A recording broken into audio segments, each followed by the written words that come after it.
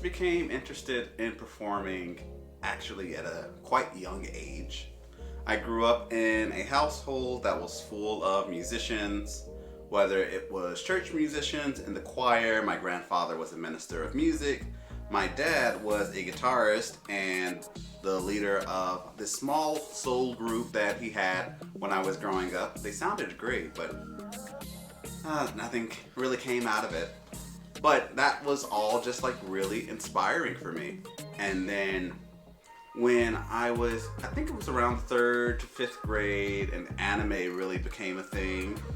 And I would just go downstairs and I would watch Toonami, and I would also have my Saturday morning cartoons, and I would think about how wonderful it would be to be parts of these worlds. And so whether it was music or acting, I got involved in all of it when I was in high school.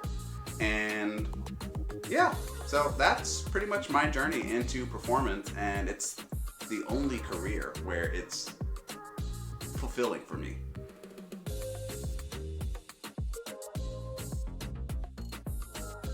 Okay, so I have a few. One primary one was when the jazz band performed at the Fox Theater in St. Louis, and we played this really cool tune. I think it was called "And Another Thing" or something of that nature.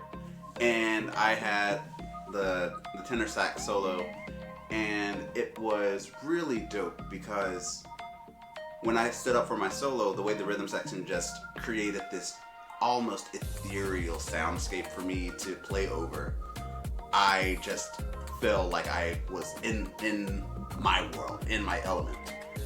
And then with the National Beta Club, we have this competition where we have to perform our group talent. So it's like a very small stage production. It's about 5 to 10 minutes. And we did a production of The Nightmare Before Christmas. And I got to be Jack Skellington. And it was just a blast getting to dance and twirl around on the stage and all of that makeup. And those were the memories that really cemented performance is where I want to be.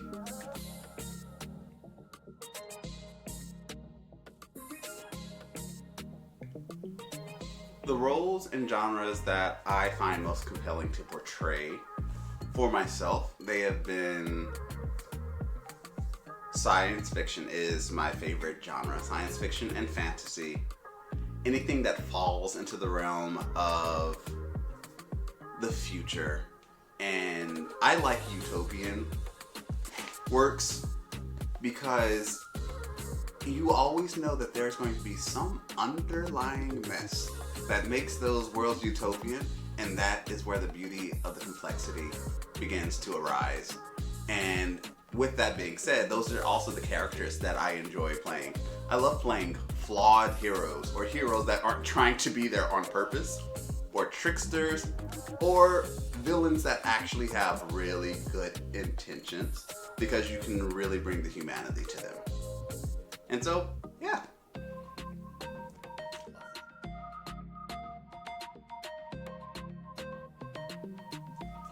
The piece of artistic advice that's had the most impact on my career and personal growth is actually not a piece of artistic advice.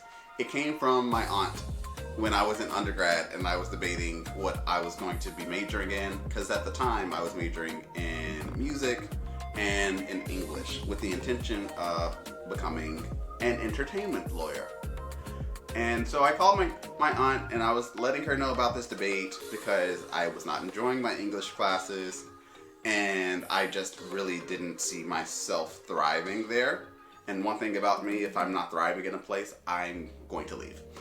And she just flat out told me, Deshaun, if you become a lawyer, you're going to be a miserable son of a bitch. So follow what your heart is telling you to do. And that has been the most resonant piece of advice when it's come to how I navigate my life. I always listen to my heart, and so far, my heart has gotten me into some hairy situations, but it's not steered me in the wrong direction.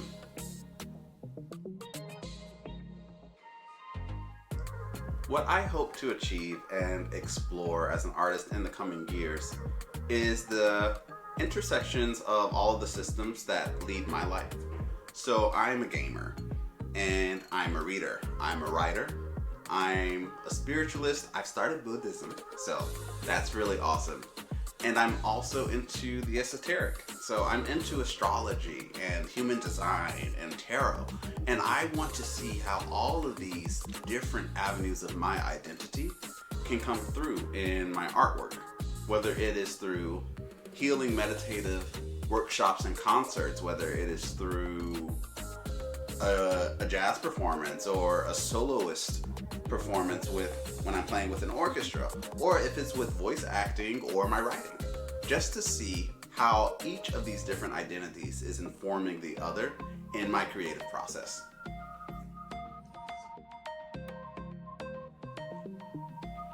The part that excites me the most about being part of the cast for My Blood, the Ink, is I'm seeing the dream of someone who has become a very close friend in a very short amount of time come to fruition. And not only that, but through his dream, part of my dream of being a voice actor is coming to life as well.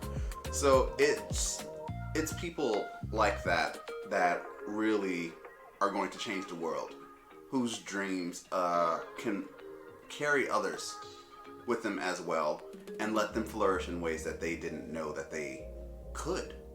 And so being a part of this experience has just been so informational to all of the different talents that I have and that I may not have been feeding in the way that I needed to. And so now I'm getting that opportunity. And that is the most exciting thing for me.